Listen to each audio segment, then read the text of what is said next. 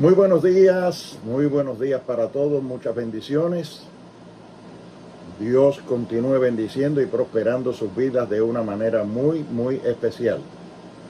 Como de costumbre, venimos con el propósito de exponer la palabra del Señor de una manera reflexiva, breve, concisa, pero que podamos enseñar alguna verdad que nos edifique y que nos ayude en nuestra vida diaria. Hoy queremos hablar sobre el tema la fuerza moral. La fuerza moral. Me llama la atención en el capítulo 7 del libro de San Mateo, capítulo 7, versículos 28 y 29, dicen de la siguiente manera, dice así: y cuando terminó Jesús estas palabras, la gente se admiraba de su doctrina, porque les enseñaba como quien tiene autoridad y no como los escribas. Dios bendiga su palabra en nuestros corazones. Unos versículos estos que nos llevan a reflexionar sobre lo que es la fuerza moral,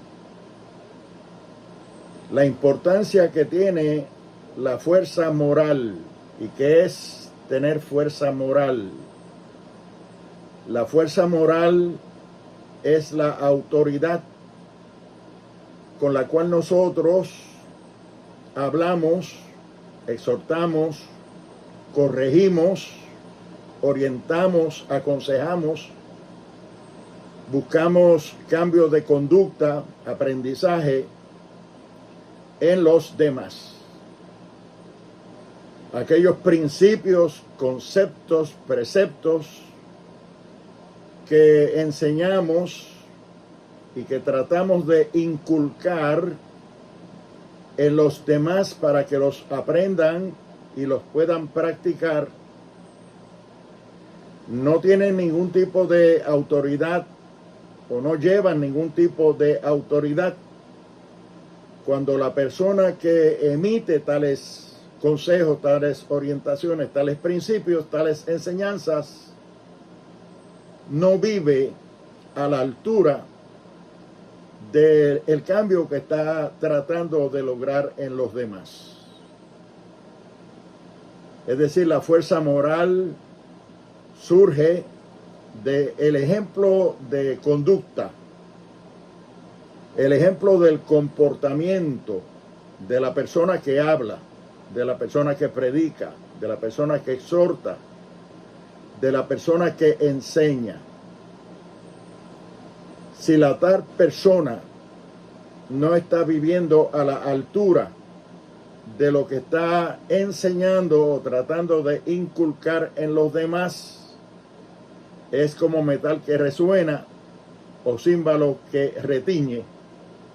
No llevaría ningún tipo de efectividad, de educación, de instrucción, de edificación.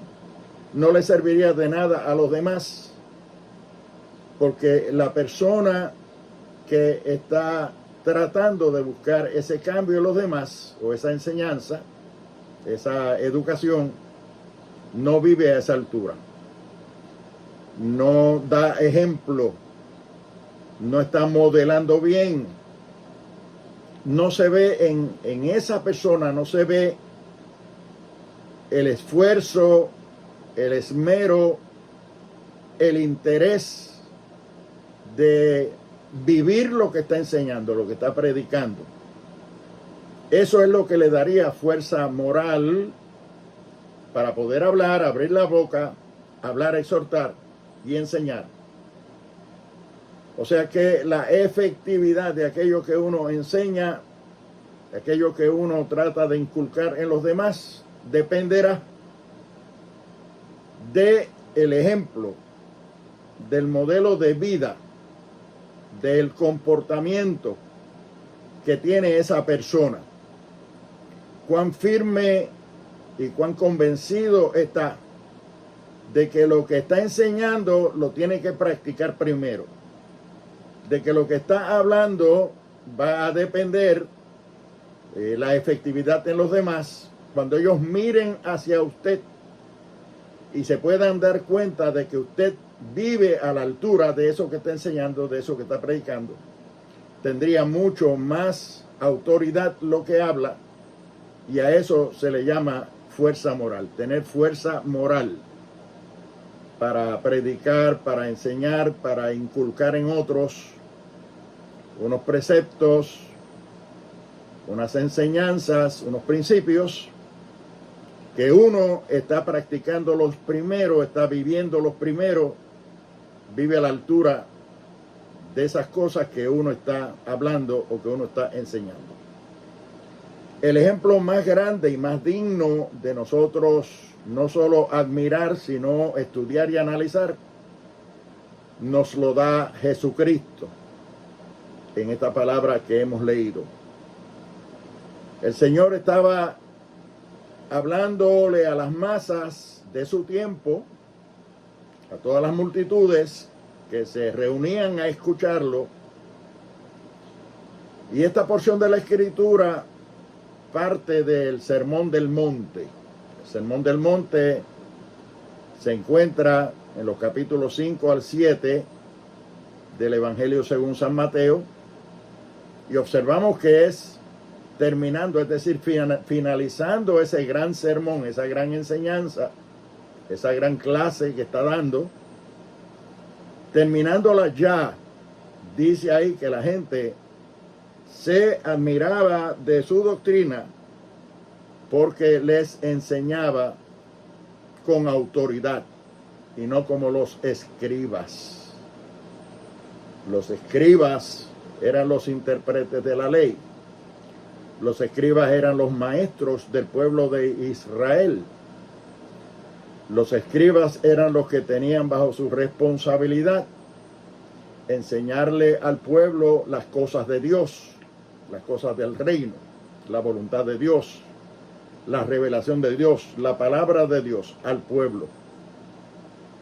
Pero todo parece indicar que el pueblo no les reconocía autoridad moral ninguna, porque no vivían a la altura de las enseñanzas que traían, de las exhortaciones que traían.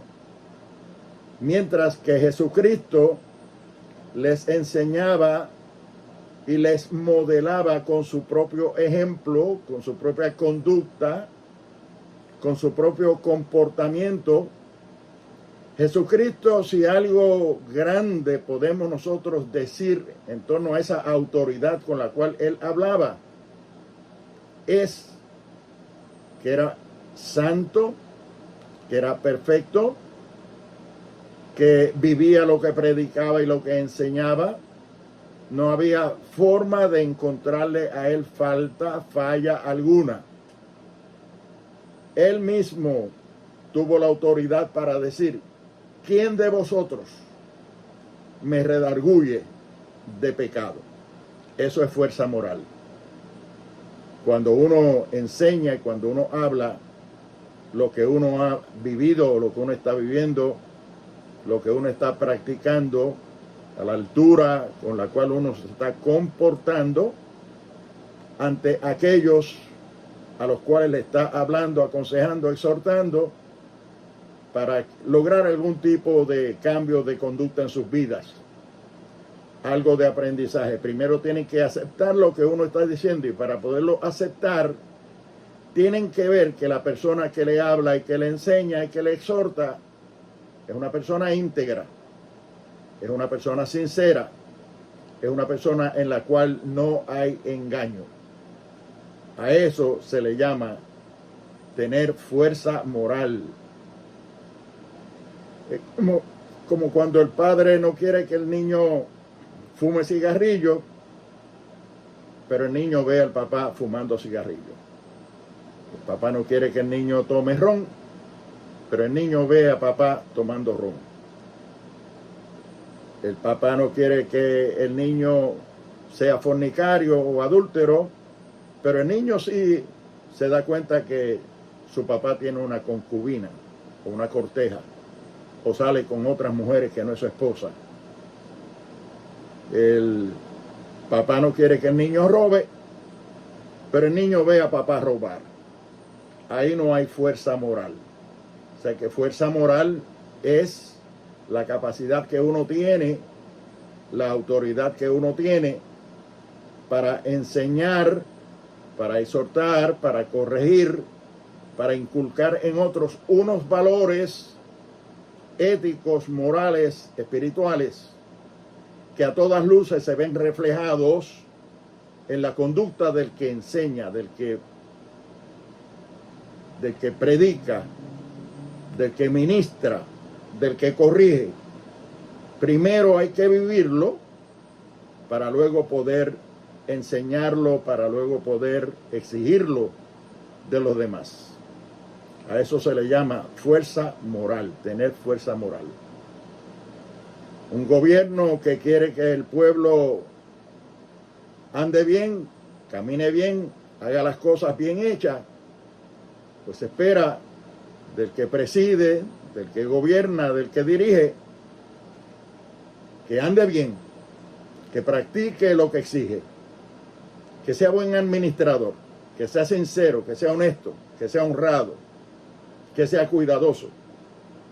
No se puede pedir de los demás o exigir a los demás aquello que uno no es capaz primero de sacrificarse para hacerlo, de vivirlo y de practicarlo para entonces uno poder tener lo que estamos hablando hoy, fuerza moral para exigirlo a los demás. Y aquí el Señor está enseñando todo lo que corresponde a la vida espiritual, el servicio a Dios, el culto a Dios, agradar a Dios, vivir una vida dentro de lo que Dios demanda de nosotros, quiere de nosotros, exige de nosotros. El Señor Jesucristo está trayendo ahí en el Sermón del Monte todas las leyes, todos los preceptos y todas aquellas cosas que son esenciales, fundamentales para uno agradar a Dios. Buscar primeramente el reino de Dios y su justicia, dejando todo lo demás como simples añadiduras, si vienen bien, si no también. Servirle a Dios, poner la fe, la confianza en Dios, la integridad en Dios. Servirle con corazón contrito y humillado. Servirle con sinceridad de corazón. Todo eso está incluido en las enseñanzas de ese gran sermón que se le llama el Sermón del Monte. Jesucristo hablándole a las multitudes y por ende quedaron esas palabras registradas en las Sagradas Escrituras para beneficio nuestro, para que llegara a nosotros y nosotros también pudiéramos entender lo que es enseñar con fuerza moral, lo que es enseñar lo que uno vive, lo que uno predica, lo que uno practica, mejor dicho. Fuerza moral. Y cuando Jesucristo terminó estas palabras, es decir, el Sermón del Monte, todas las enseñanzas, todos los preceptos, el conjunto de conocimientos que nos llevan a nosotros a vivir una vida que agrade a Dios, una vida dentro del Evangelio de Jesucristo, dentro de la voluntad de Dios, dentro de lo que Dios entiende que nosotros podemos y debemos hacer para Él y testificar con nuestra vida, con nuestro ejemplo, con nuestro modelo sobre su reino, sobre su voluntad, sobre su evangelio. Todo eso está comprendido en esos capítulos del 5 al 7 de Mateo, que se llama el Sermón del Monte, y terminando ya todo ese sermón, todas esas palabras, la reacción del pueblo, de aquellos que estaban recibiendo el mensaje, recibiendo la enseñanza, la exhortación, tanto valor tuvo para ellos, tanta autoridad tenía para ellos, tanta efectividad tuvo para ellos y en ellos, que se maravillaban, que se admiraban de la doctrina de Jesucristo, porque no solo oían sus palabras, sino veían el modelo, el ejemplo, la vivencia, su comportamiento, que era acorde, era cónsono con lo que él estaba enseñando, lo que él estaba predicando. O sea, que él estaba viviendo y practicando todo lo que él estaba enseñando. Se admiraban de su doctrina, porque les enseñaba como quien tiene autoridad y no como los escribas.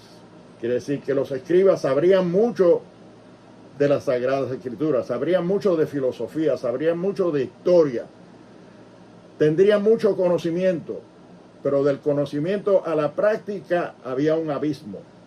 No vivían lo que enseñaban, lo que estaban predicando, lo que estaban exhortando, lo que estaban exigiendo de los demás. Y había una gran diferencia entre los maestros de aquel tiempo y el maestro por excelencia, el maestro de los maestros, Jesucristo. Jesucristo enseñaba con autoridad, porque vivía lo que enseñaba, vivía lo que predicaba, practicaba en su comportamiento diario. Esa era su vivencia, ese era el modelo, el ejemplo que estaba dando. No solamente hablaba, sino que vivía lo que hablaba. Eso es fuerza moral, fuerza moral. Cuando yo hablo de esto, no puedo menos que recordar la experiencia que tuvo David cuando era rey de Israel, que pecó porque tomó una mujer que no era la suya, la mujer de Urías Eteo. Y allí en 2 de Samuel capítulo 12 está la historia. El tiempo es tan breve aquí que no la puedo explicar toda. El asunto es que tomó la mujer que no era suya, durmió con ella, la hizo suya y pecó delante de la presencia del Señor. Él creía que nadie lo estaba viendo, pero Dios lo estaba viendo, porque Dios lo ve todo y lo juzga todo. Y el Señor inquietó a un profeta suyo llamado Natán y lo envió a David. Y Natán fue donde David y le dijo: oiga, señor rey, tengo algo que contarle. Se da el caso de que hay un hombre rico y un hombre pobre en cierto lugar, y el hombre rico tiene muchas cosas, muchas posesiones, tiene muchas reses, tiene muchos cercados, diferentes tipos de animales, muchos. Y hay un hombre pobre que lo único que tiene es una corderita en su casa, que la tiene como si fuera su hija. Y los hijos de él juegan con ella, la tienen como parte de la familia, la quieren mucho esa corderita. Y vino un transeúnte, un visitante a la casa del rico y quiso atenderlo, hacerlo su huésped, agasajarlo, pero no quiso matar ninguna de las corderitas de él, de las ovejas que él tenía, de las reses que él tenía. Y fue y le quitó la corderita al hombre pobre y la mató para agasajar al que había llegado. No había terminado Natán de relatar este episodio cuando a David se le subió la ira a la cabeza y le dijo: ese hombre que hizo eso debe morir, es digno de muerte. ¿Cómo es posible que haya hecho una cosa como esa? Y Natán, ni tonto ni perezoso, bajo la unción del Espíritu Santo de Dios y la dirección del Dios del cielo, y con esa autoridad moral que tenía como profeta de Dios, le dijo: tú eres ese hombre. Tú cogiste la mujer de un hombre pobre, lo desgraciaste, tú eres ese hombre. Así es que él quería aplicarle a otros la ley que él mismo, o las reglas que él mismo estaba violando y estaba vacilando con ellas, y estaba desobedeciéndolas y estaba abusando con ellas. Qué fácil es aplicarles a otros aquellas cosas que uno mismo no puede vivir, no puede hacer y no puede vivir a la altura de lo que el propio precepto o los propios principios reclaman que uno enseñe y que uno tenga la moral para enseñar y para poderlo compartir. En el Nuevo Testamento tenemos otro ejemplo en el capítulo 8 del Evangelio según San Juan, cuando los fariseos, los publicanos, las sectas adversas al Señor, le llevaron a una mujer que había sido sorprendida en adulterio. Le dijeron: Señor, esta mujer fue sorprendida en el propio acto de adulterio. La ley de Moisés dice que hay que apedrearla. ¿Tú qué dices? Y el Señor le dijo: el que de vosotros se sienta sin pecado, tire la primera piedra contra ella. Porque ellos dijeron que había que apedrearla, porque la ley de Moisés decía eso, que había que apedrear a la mujer que era sorprendida en adulterio, como era el caso que tenían frente a ellos. El Señor le dijo: de vosotros, el que esté sin pecado, el que se sienta con autoridad moral para arrojar una piedra contra ella, sea el primero en hacerlo.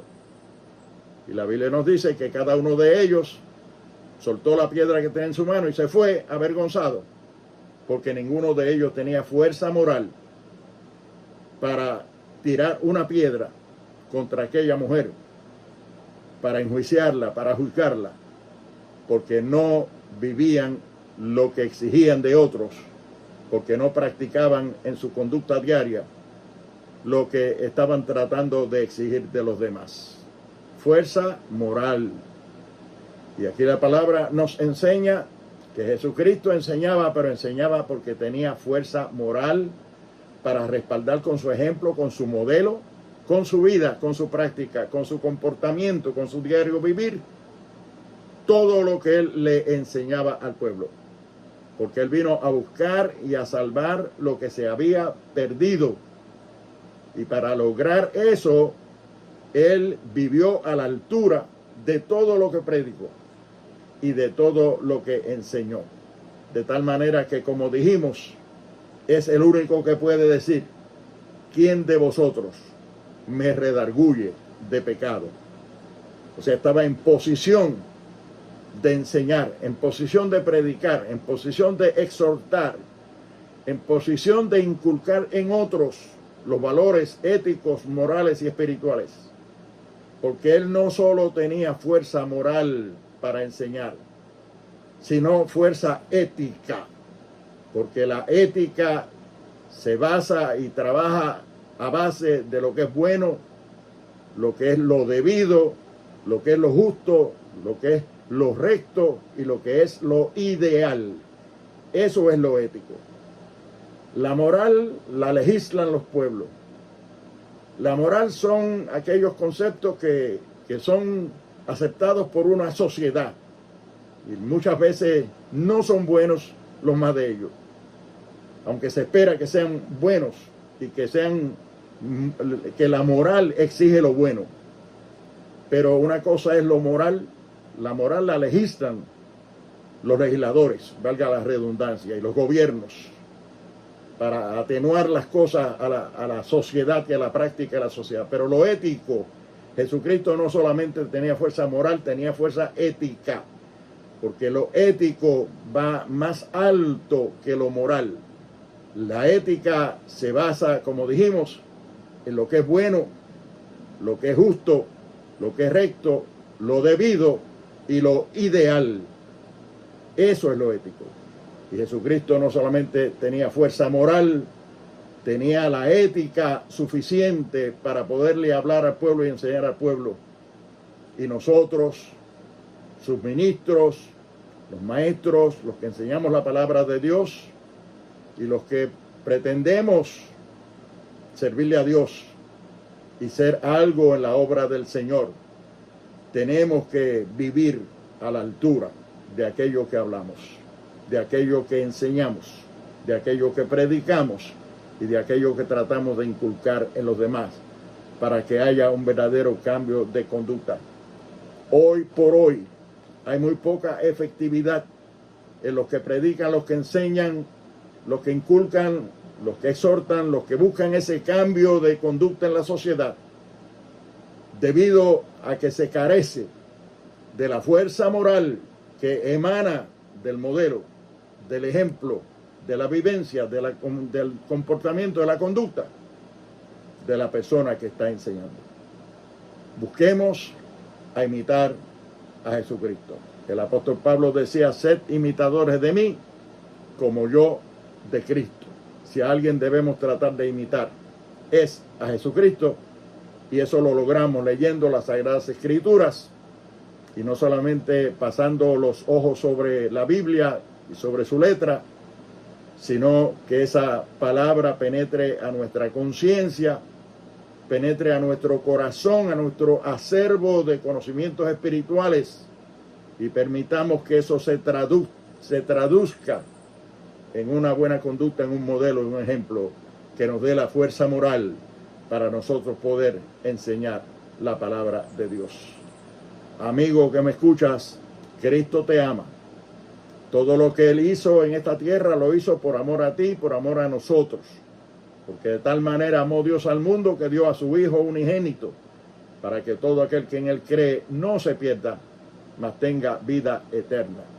Qué bueno sería que tú pudieras aceptar a ese Jesucristo, ese poderoso, ese Salvador, ese Redentor, que dio su vida en la cruz y su sangre para lavarnos de nuestros pecados. El que cree en Él nunca, jamás será avergonzado. Él nos da vida eterna, salvación, y nos da sanidad, y nos da el perdón de nuestros pecados.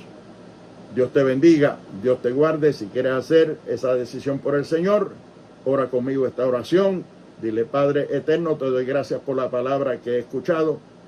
Ayúdame a entender más de tu palabra.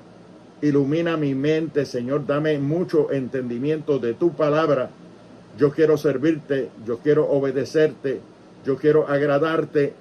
Hasta este momento entiendo que no he vivido a la altura de lo que tú exiges de mí o esperas de mí. Hoy yo me humillo en tu presencia, te confieso mis pecados, te pido perdón y te pido que salves mi alma, me transformes, me hagas una nueva criatura y me ayudes a caminar en pos de tus pisadas. Tómame de la mano y guía mi vida de hoy en adelante. Gracias, Señor. Amén. Si hiciste esa oración conmigo, busca una iglesia donde te sientas ministrado, donde te sientas edificado, donde entiendas que la palabra que se te predica es la palabra de Dios, y la palabra que llega a tu corazón y a tu alma y te sientes edificado, transformado por ella. Quédate ahí, habla con el pastor y él habrá de ayudarte y tomarte de la mano para que tú puedas perseverar en los caminos de Dios. Dios te bendiga, Dios te guarde. Muchas gracias a todos, que Dios me los bendiga. Amén.